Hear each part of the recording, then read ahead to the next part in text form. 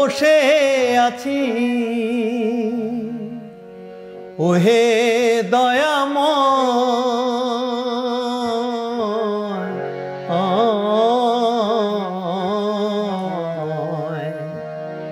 পারে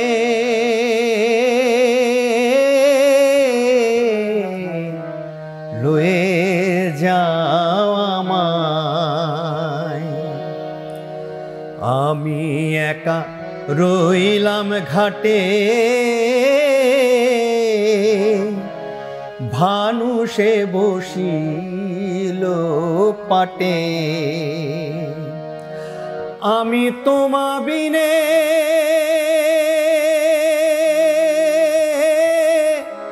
ঘোর সংকটে না দেখি উপায়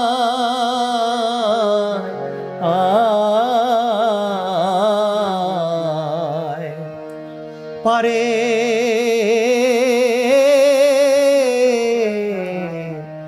লয়ে যাও আমায়।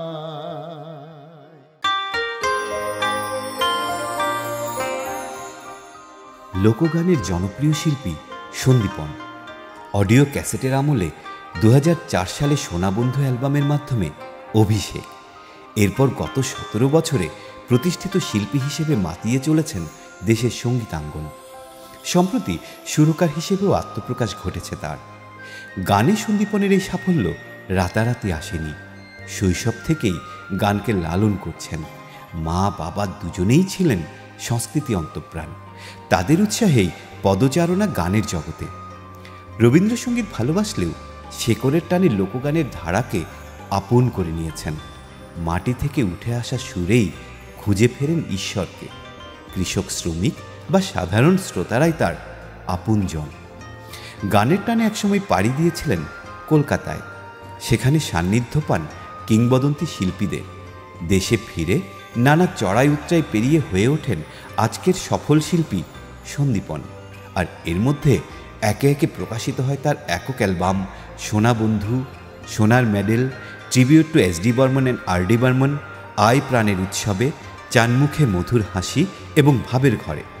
আজকের কথোপকথনে এই শিল্পীর শিল্পী হয়ে ওঠার গল্প।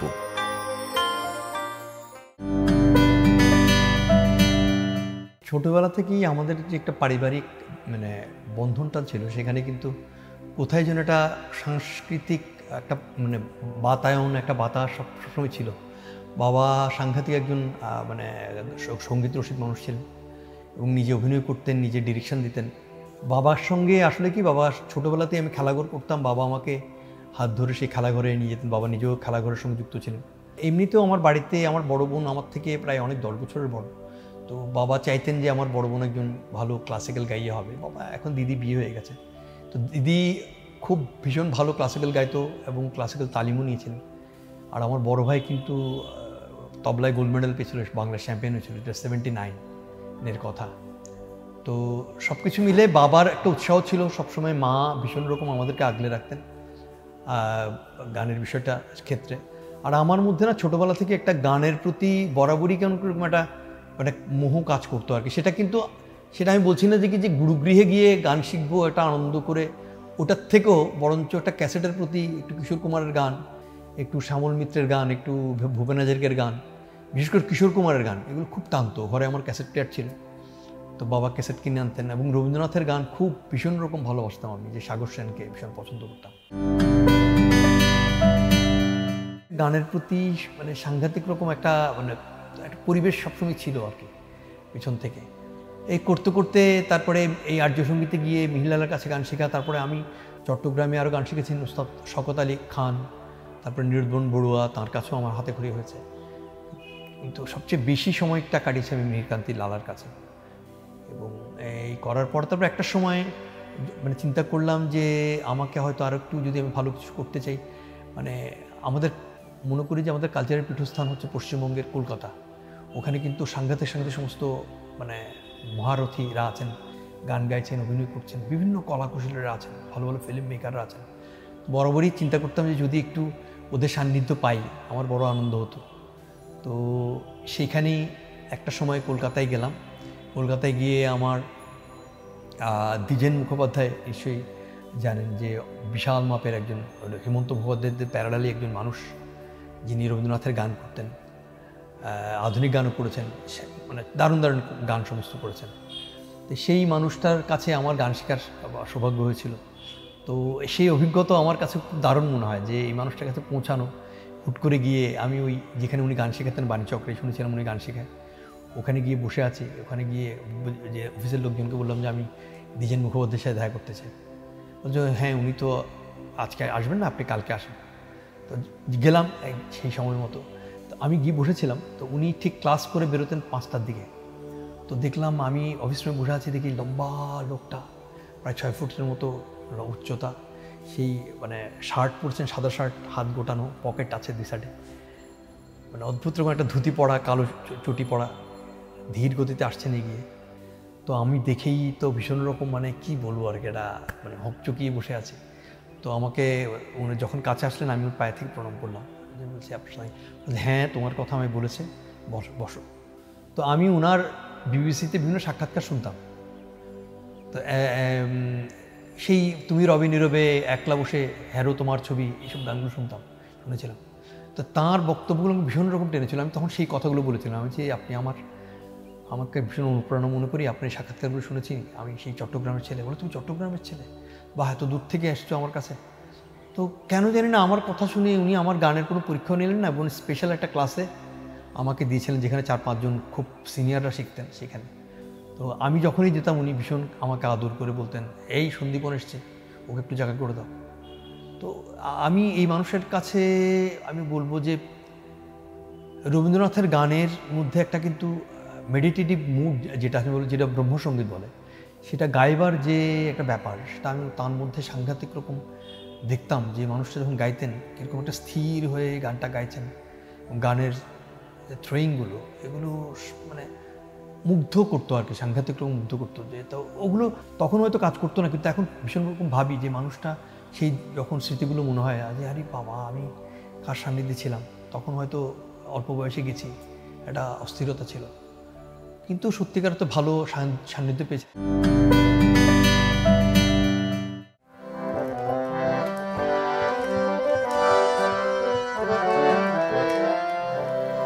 এই সুন্দর পৃথিবী ছেড়ে মনো যেতে নাহি চায়, নাহি চায়, তবুও মরণ কেন এখান থেকে ডেকে নিয়ে যায়, কে জানে কোথায়।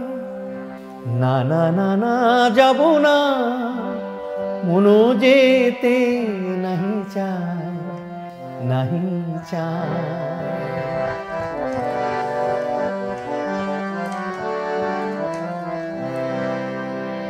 মনে হয় মানুষেরই সুখে দুঃখে মিশে থাকি, তাদের কাছে ডাকি, কণ্ঠ জড়ায় ধরে, ওগো যেতে দিও না আমায়।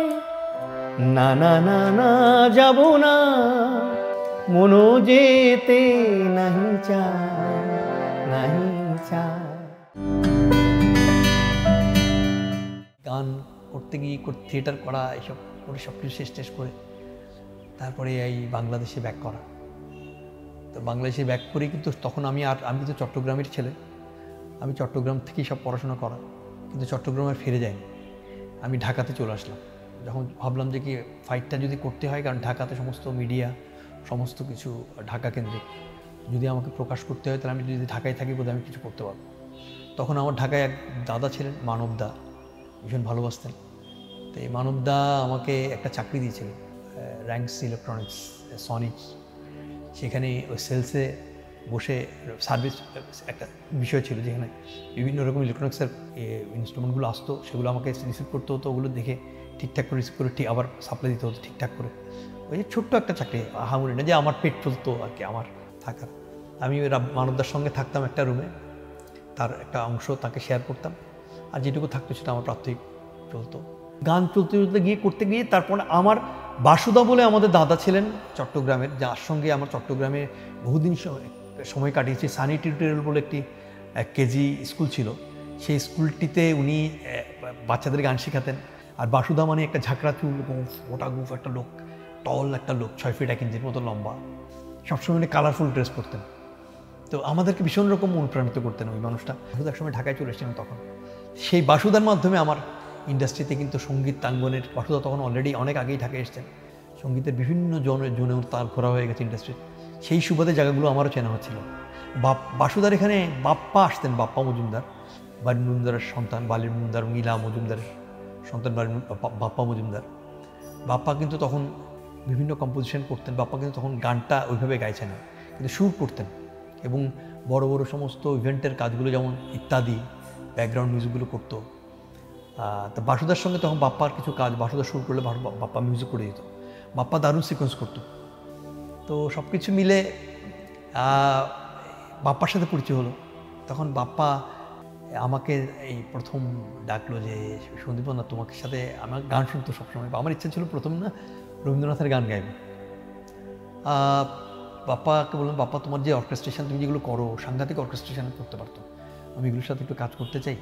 তো আমাকে খুব খেয়াল করতো বাপ্পা কিন্তু খুব চুপচাপ ছেলে, দারুণ গিটার বাজাতো, দারুণ কিবোর্ড বাজাতো, মানে একটা ফুল একটা মিউজিক যাকে বলতো যার মধ্যে আছে সঙ্গীত, নিজেও গাইতো। তো আমাকে বললো তুমি এক কাজ করো, চলো রবীন্দ্রনাথের গান নিশ্চয়ই করবো সন্দীপন, এই চলো আমরা অন্য কোনো প্রজেক্ট নিয়ে কাজ করি যেটা দিয়ে আমরা অ্যাটলিস্ট নিজেদেরকে। বাপ্পা ভীষণ রকম মেধাবী ছিল, সে জানতো কীভাবে কোন জায়গায় কী করতে হবে। চলো লোকজধারার গান নিয়ে আমরা কাজ করি।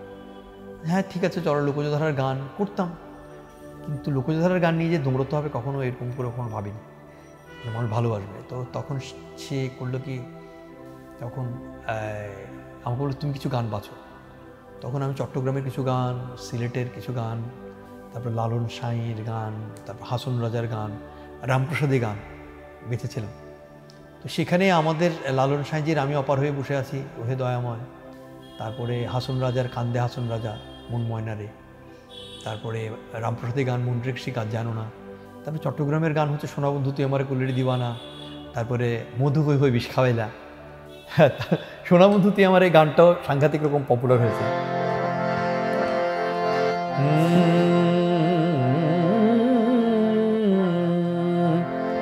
সোনা বন্ধু তুই আমারে হলি রে দিওয়ানা, মনে তো মানে না, দিলে তো বুঝে না।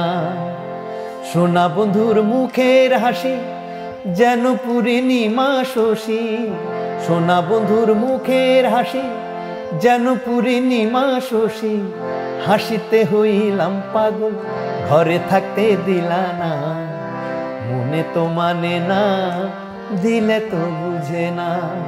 সোনা বন্ধু তুই আমারে হরলি রে দিওয়ানা, মনে তো মানে না, দিলে তো বুঝে না। বাসুদার এখানেও কাজ করতাম। বাসুদার এখানে একটা কিন্তু আমি অ্যালবাম করেছিলাম, কিন্তু অ্যালবামটা আমার মুক্তির পথ দেখেনি। বাসুদা আমাকে ভীষণ ভালোবাসতেন, প্রায় 8টা গানের অ্যালবাম করেছিলাম। সেটা আমি বিভিন্ন কোম্পানিতে গেছি, বড় বড় কোম্পানিতে, এমনও শুনেছি যে আপনি হিট হয়ে আসেন আপনার অ্যালবাম বের করবো। কিন্তু এই অ্যালবামটা নিয়ে আমি বড় কোম্পানিতে গিয়ে যখন মোটামুটি চলছে, ঠিক আছে, নিল না, এটা কিন্তু বিশাল একটা হতাশার জায়গা, যে একটা গান হয়তো আমার গান গাওয়া হচ্ছে না, কোম্পানি পছন্দ করছে না। কিন্তু ওই গানগুলো কিন্তু সাংঘাতিক বাসুদা কিন্তু করেছিল লোকজ ফর্মেটের গান, এবং বাসুদার নিজেরও কিছু মৌলিক গান ছিল। তো সেই অ্যালবামটা তখন বেরোয়নি। এই সোনা বন্ধুটা যখন হলো তখন ওই অ্যালবামটা নিয়ে আবার টানাটানি পড়ে গেল। তখন সেই অ্যালবামটার নাম দিয়েছিল আমার মনে হচ্ছে ওয়ার্ল্ড মিউজিক থেকে ইজাজ খান স্বপন, সামিনা চৌধুরীর হাজব্যান্ড, উনি বের করেছিলেন সোনার মেডেল, উনি নাম দিয়েছিলেন। তোরটা প্রথমটা সোনা বন্ধু, এবারটা সোনার মেডেল। আমার একটা গান ছিল, একটা গানের মধ্যে একটা মেলা নিয়ে গান ছিল, সেই মেলার মধ্যে সোনার মেডেল একটা শব্দ ছিল। তো সেই গানটার সেই শব্দটা নিয়ে উনি ওখানটার অ্যালবামটার গান দিলেন। তো এই পথ চলা শুরু হলো। তারপরে এই বাপ্পার সাথে আমার Sachin Karta tribute to S D Burman and R D বর্মনের একটা গান অ্যালবাম করেছিলাম, সেখানে রাহুল দেব বর্মনের গান এবং সচিন দেব বর্মনের গান। তারপরে আয় প্রাণের উৎসবে বলে একটা গান অ্যালবাম করেছিলাম, যেটির গীতিকার ছিল প্রত্যেকটা গানেরই ফজলুল হক সরকার স্বপ্নিল। তো স্বপ্নিলের গান এবং সুর করলেও স্বপ্নিল নিজেই, মিউজিক করেছিল বাপ্পা। এই করতে করতেই পথ চলা, সব কিছু মিলেই তারপরে দেখলাম কি আমার স্টেজ শোগুলো আসতে শুরু করলো। আমার যে বলছিলাম যে চলার ক্ষেত্রে যে পয়সার যে আর্নিংয়ের বিষয়টা, এখন তখন হয়ে গেল কি গানটাই আমার প্রফেশন, পেশা। এই গানটা করতে করতে করতে করতে এই পেশাটা হয়ে গেল আমার গান। তখন এই পথ চলা বিভিন্ন টেলিভিশন চ্যানেলে লাইভ করছি। প্রথম শো আসলো আমার মনে আছে, কোনো একটা পেইন্ট কোম্পানির মালিক আমাকে ফোন করলেন যে এরকম প্রোগ্রাম করতে হবে। তো তাদের পক্ষ থেকে একটা ছেলে কথা বলছিল, তো আমাকে যে অ্যামাউন্টটা প্রথম আমি বললাম তাদের কাছে, বলে সন্দীপ তুমি যে অ্যামাউন্ট বলছো খুব ভীষণ রকম কম অ্যামাউন্ট, তোমাকে এমন একটা অ্যামাউন্ট বলো যে অ্যামাউন্টটা ওরা মানে এত কম, তুমি আসলে যে মাপের আর্টিস্ট, তোমার এই অ্যামাউন্টটা আসলে তোমার নেওয়া উচিত না, অনেক বেশি নেওয়া উচিত। তো আমার মনে আছে প্রথম শো করেছিলাম, আমাকে 60,000 দিয়েছিল। তো তখন সেই আমি যেদিন শো করলাম ওদের ঘরে, ওদের বার্থডে ছিল, সুন্দর একটা লন, আমি মিউজিশিয়ান নিয়ে গেলাম একদম 5-6 জনের, ঢোল, তবলা, তারপরে ড্রামস সব নিয়ে, খুব সুন্দর প্রোগ্রাম হলো। তো সেই প্রোগ্রামের টাকা দিয়ে প্রথম ওদের সাউন্ড টাউন্ড দিয়ে দেখলাম আমার প্রায় হাতে আছে প্রায় 40,000 টাকার মতো। তো এই প্রথম একটা হারমোনিয়াম দরকার, তখন একটা হারমোনিয়াম ছিল না, তখন এই হারমোনিয়ামটা কিনেছিলাম এই 35,000 টাকা দিয়ে, তখন সেই হারমোনিয়াম কেনা। তো এটা একটা আমার কাছে বিস্ময় মনে হচ্ছিলো যে টাকা এরকম গান গাইলে আমার কণ্ঠটা দিয়ে মানুষ এত ভালোবাসছে, এটা একটা বিশাল প্রাপ্তি। আর আমি মনে করি এখনকারও যে ঢাকায় পথ চলছি, এই হয়তো গানটা গাইছি বলেই আজকে রাস্তাঘাটে যেখানেই যাই, কোনো ধর্ম নেই, বর্ণ নেই, ভীষণ রকম সবাই ভালোবেসে। যেমন আমি একটা মানে কোনো একটা হিন্দুদের রিচুয়ালে যাচ্ছি, এরকম আমাকে ভালোবাসে। কোনো একটা মুসলিমদের কোনো সে জুমার নামাজ পড়ে বেরিয়েছে, সমস্ত ছেলের সবাই টুপি পরে, আমি ধর পাশ দিয়ে যাচ্ছি, দাদা আসসালামু আলাইকুম, কেমন আছেন, আপনার গান শুনছি সোনা বন্ধু, আপনার মধুভাবে বিষ্কা হইলে আমার খুব পছন্দের, একটু দাদা আপনার সাথে একটা ছবি তুলি, পায়ে গায়ের কাছে এসে। আমার কাছে মনে হয় যে মানে এই সঙ্গীতটা আমার কাছে সমস্ত ধর্ম বর্ণ আমাকে একাকার করে ফেলেছে। এই প্রত্যেকটা মানুষকে আমি তখন আর কোনোভাবে ধর্মেতে বাঁধতে পারিনি, মানে মানুষের মনে হচ্ছে প্রত্যেকটা মানুষই আমার বন্ধু, প্রত্যেকটা মানুষই আমার ভালোবাসার মানুষ, প্রত্যেকটা মানুষই আমার রক্তের সম্পর্কের মানুষ। চলছি সুন্দর, আমার দিন চলেছে। সবাই যারা গান ভালোবাসে তারা চেনে, আমাকে জানে, এবং মিডিয়ার সমস্ত ইলেকট্রনিক্স মিডিয়া সবাই আমাকে জানে, ভালোবাসে, এটা আমার ভীষণ ভীষণ প্রাপ্তি। মাচ পিপলের কাছে একদম চলে যাওয়া, এটা আমি মনে হয় নিশ্চয়ই আমার জন্য অপেক্ষা করছে, এটা আমি চাই মিশে যাবো। এবং সবচেয়ে মনে করি মাচ পিপলের কাছে পৌঁছতে চাই আমি, এটা মনে করি যে আমাদের হাটে মাঠে ঘাটে যে মানুষগুলো কৃষি কাজ করছে, যে মানুষগুলো ভিক্ষা করে দিন উপার্জন করে দিন চালায়, তাদের এইসব মানুষগুলোর মনে যদি আমি ঢুকতে পারি, আমার মনে হয় জীবন সবচেয়ে বড় পাওয়া। যে একদম যারা আমাদের সমাজ থেকে ধরে রেখেছে রিক্সাওয়ালা এবং যারা খেটে খাওয়া মানুষ, এই মানুষগুলোর কাছে যদি পৌঁছাতে পারতাম, আমার কাছে মনে হয় যে আমার জীবনের বড় প্রাপ্তি। আমি চাই না যে এলিট শ্রেণী আমাকে নিয়ে নাচানাচি করুক, মানে নিশ্চয়ই ওনাদের বুদ্ধিজীবীরা আছেন, কিন্তু সাধারণ মানুষদেরকে ভীষণ রকম ওদেরকে ভীষণ ভালোবাসে, তাদের সহজ সরল ব্যাপারগুলো। যেমন আজকে যে মধু হয়ে বিষ খাওয়াইলা গানটা, এই গানটা কিন্তু মাচ পিপলের গান। আমি দেখেছি যে যখন আমি চট্টগ্রামে গান গাইতাম, শাম্পানওয়ালা অথবা সোনা বন্ধু আর মধু হয়ে বিষ খাওয়ালে, এগুলো এই মধু হয়ে বিষ খাওয়ালে গানটা তখন আমি জানতাম না। তখন এইসব চট্টগ্রামের ভাষা বলতে যে ও আইন আল্লাহ পাড়ার গানই কিনলে গাও, এইসব কোনো গান না, এসব আমি চিরঙের ভাষায় বললাম, মানে তুমি এইসব নিম্ন শ্রেণীর গানগুলো কেন করছো? এগুলো আমি অনেককে শুনেছি, আমাকে অনেক গুরু শ্রেণীর মানুষ যারা ক্লাসিক্যালের বোদ্ধা মানুষ, এই সাহেব আলী বসর গানই ধরনের গান না, গলা ভাড়েন না গান, হরটা গান গর, এই শাম্পানওয়ালা গান। কিন্তু আমি মনে করি ওই গানগুলি আসল গান আমাদের। যে মানুষগুলো ধান কাটতে কাটতে, নৌকা বাইতে বাইতে ওরে শাম্পানওয়ালা করছেন, যে প্রাণের গান উদাত্ত কণ্ঠে গেয়ে উঠছেন, আমি মনে করি ওইসব গানই হচ্ছে আসল গান। সেই গানগুলো যদি আমরা না চিনি, না জানি, সেই লোকজ শেকড়ের গানগুলো যদি না চিনি, আমার মনে হয় যে আমাদের গানের জার্নিটাই বিফল।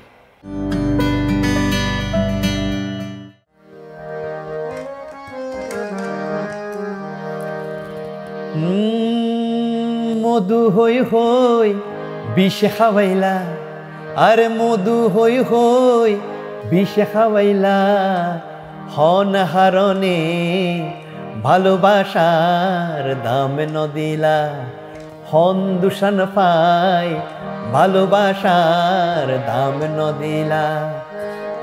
আশায় আসিল তোমারে লই, বাইন্দু মেখান সুখেরি ঘর, আশায় আসিল তোমারে লই, বাইন্দু মেখান সুখেরি ঘর। সুখের বদল দুঃখ দিলা, আরে সুখের বদল দুঃখ দিলা, হন হারণে ভালোবাসার দাম নদিলা, হন দূষণ পাই ভালোবাসার দাম নদিলা, মধু হই হই বিষে খাওয়াইলা, আরে মধু হই হই বিষে খাওয়াইলা, হন হারণে ভালোবাসার দাম নদিলা। আমার কাছে যে আমি এতদিন গান চলার ক্ষেত্রে বিভিন্ন সুর মাথায় কাজ করেছে, বিভিন্ন রকম আমি আমার ডিভাইসের মধ্যে মোবাইলের সাথে রেকর্ডিং করে রাখতাম, একটা কোনো গুনগুন করে সুর আসছে, রাস্তা দিয়ে চলছে, কিন্তু সুরটা দেওয়া তো একটা সিদ্ধান্ত, আসলে মন চাইলেই কিন্তু একটা সুর করে দিয়ে করে ফেলতে পারি। একটা সুরকার হতে গেলে আমি যেমন ধরেন বলি সুনীল চৌধুরী, আজকে হিমাংশু দত্ত, বিশাল বিশাল যারা সুরকার চলে গেছেন, আমাদের সচিন কর্তা, ওনারা কিন্তু ভীষণ পড়াশোনা করে কিন্তু একটা সুর করেছেন। তো আমি নিজেকে সেই জায়গায় ভীষণ রকম নিজেকে খুব লজ্জা পেতাম সুর করতে, যে এত বড় সুরকার কম্পোজার করে গেছেন, এই যে নচিকেতা ঘোষ, কত সময় সুধীন দাশগুপ্ত, কত বড় বড় কম্পোজার, আমাদের বাংলায় সুসত্য শাহ, তারপর কী বলে যে আলাউদ্দিন আলী, তারপরে আহমেদ ইমতাজ বুলবুল, তারপরে সুবল দাস, কত বড় বড় সুরকার, সুর করতেন, কত একটা ডিসিশনের ব্যাপার। তো আমার কাছে মনে হচ্ছে যে এদের পাশাপাশি সুর যদি করতেই হয়, মানে আসলে যে সুর করছে ওই সুর কি হচ্ছে আদৌ, করা কি ঠিক, আমার জন্য করা হবে কি, ঠিক হবে কি না। তো সেই জায়গা থেকে না কখনোই ওইভাবে সাহস করিনি, এবং এটা একটা আমি শুরু করাটা আসলে বিশাল সিদ্ধান্তের বিষয়, যে একটা মানুষ সঙ্গীতের বিভিন্ন দিকগুলো জেনে সুর করা, এটা যেরকম একটা পরিপক্কতা আসে, সেই বিষয়টা আমার কাছে কেন যেন মনে হতো আমার বোধহয় সেটা নেই, বোধহয় আমার কাছে সেটা বিষয়টা মনে হয়েছে। তো আমরা আসলে আমি নিজেকে যতটা না মানে গ্রামেটিক্যালি অর জেনে বুঝে যতটুকু আর্টিস্ট হওয়া বলে বোঝায়, সেটা আমি নিজেকে মনে করি না। আসলে আমি এই ছোটোবেলা থেকে গাইতে গাইতেই একটা গান গাইতাম হয়তো, তারপরে এই কিশোর কুমারের গান গাইতাম, হয়তো ক্লাসিক্যাল শিখেছি বটে, ক্লাসিক্যালের মধ্যে কিন্তু উচ্চাঙ্গ সঙ্গীতে কিন্তু আমি ওরকমভাবে বৃহৎভাবে ডুব দিইনি, কিন্তু একটা সার্টেন পিরিয়ড 6-7 বছর শিখেছিলাম, সেটা নিয়েই পথ চলা। তো আরও গভীরে আমার মনে হয় ডুব দেওয়া দরকার। তো আমাকে হঠাৎ করে এই প্রসেনজিৎ ওঝা, উনি একজন লেভেলসের এই যে কর্ণধার, যেটা প্রোটিউন বলে একটি লেভেল আছে, উনি অনেকদিন ধরে উনি ফাইট করছেন, ভদ্রলোক, সাংঘাতিক একটা মানুষ, এবং নিজে গান লেখেন। ওনার প্রথম আমি একটা গান করেছিলাম, আমার 21 তোমায় শোনায় কবিতা, এটা গান করেছিলাম প্রথম তার কাজে আমার সুর দেওয়া কাজ করা। সেই গানটি সাংঘাতিক রকম উনি নিজেই অ্যারেঞ্জমেন্ট করেছিলেন, সুর ওনারই শোভন রয় বলে একটি ছেলে আছে করেছেন। তো সেই গানটি সাংঘাতিক পপুলার হলো সে 21-এ। তারপর দাদা উনি হঠাৎ করে চলতে চলতে উনি কারো যেন বললো আমাকে সুর হবে, আমি বললাম দাদা এই দীপাবলির একটা গান আছে শ্যামা সঙ্গীত, আপনি একটু সুর করেন। তো সুর করলাম, উনি দেখে মহা খুশি। তো আমি এর মধ্যে অনেক সুর করেছি, কিছু আধুনিক গান, মানে কিছু রোমান্টিক গান টিনেজদের নিয়ে, তার দেশের গান, তারপরে দুবাই প্রবাসীদের যে যন্ত্রণা, তাদের যে দেশে ফিরে আসাতে টাকা খরচ করছে কিন্তু মাকে দেখতে পায় না, সেই মার হাতে দুটো ভাত খাওয়া, ওই জায়গা থেকে কিছু একটা গান, ওরকম কিছু গানটা আমি সুর করেছি।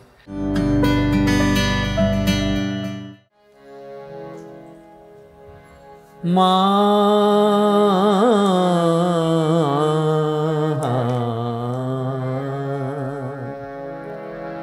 তুই মা কালী, কালো বলে আসিনি তোর দুয়ারে, তুই মা কালী, কালো বলে আসিনি তোর দুয়ারে, আজ বন্ধ করে চোখের পাতা, বন্ধ করে চোখের পাতা, বুঝি আমি অন্ধরে, তোর কালোতে আলো ভুবন, তোর কালোতে আলো ভুবন, তুই যে আলো রাধারে, তুই মা কালী, কালো বলে আসিনি তোর দুয়ারে।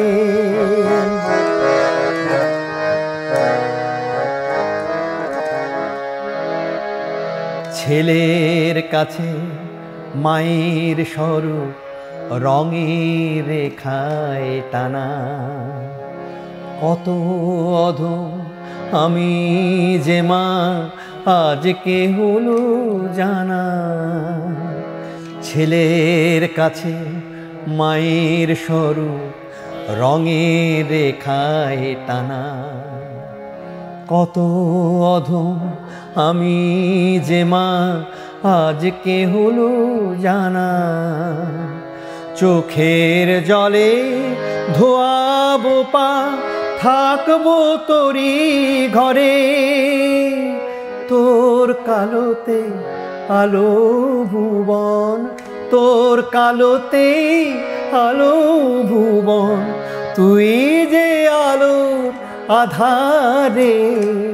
তুই মা কালী কালো বলে আসিনি তোর দুয়ারে। তুই মা কালী কালো বলে আসিনি তোর দুয়ারে।